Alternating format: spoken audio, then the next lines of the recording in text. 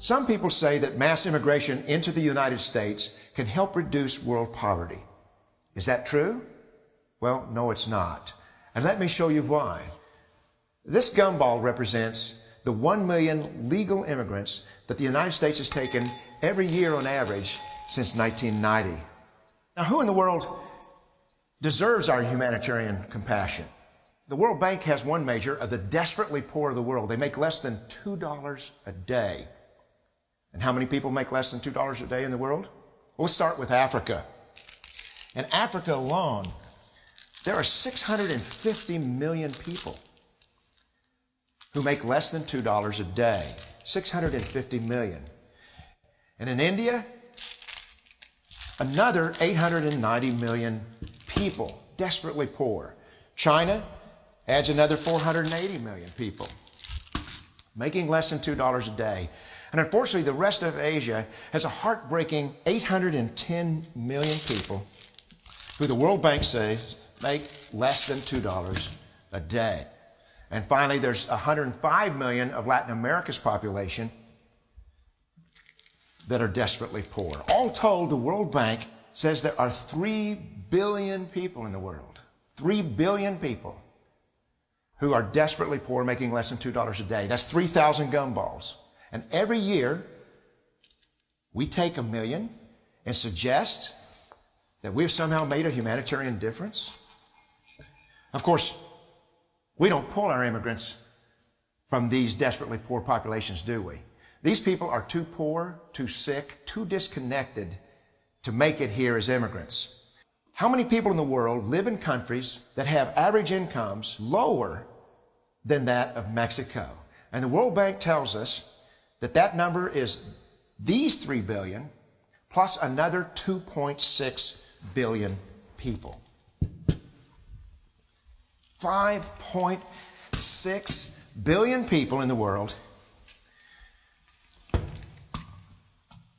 who live in countries with average incomes below that of Mexico. That's 5,600 gumballs. And so what is it that the elites are telling us? They're telling us that when we take this 1 million immigrants,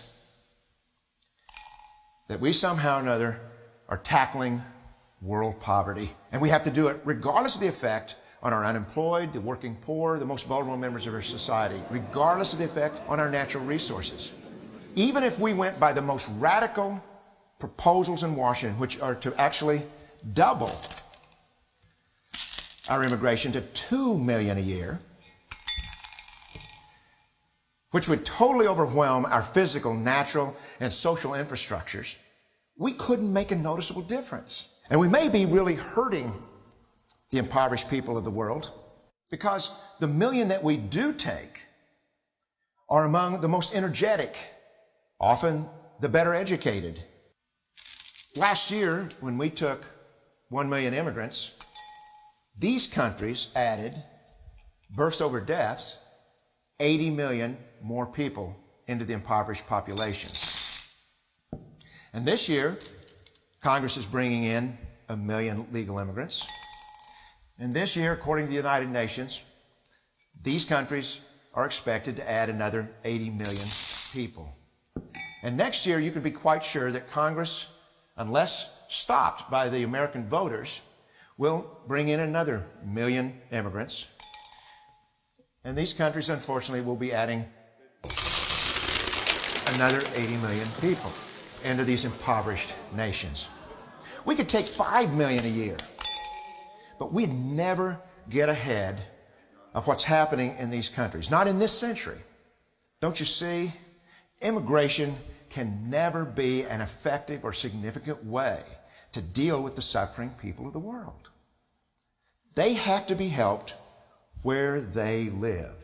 99.9% of them will never be able to immigrate to a rich country. There's no hope for that. The only place that 99.9% of these people can be helped is where they live. Let's help them there.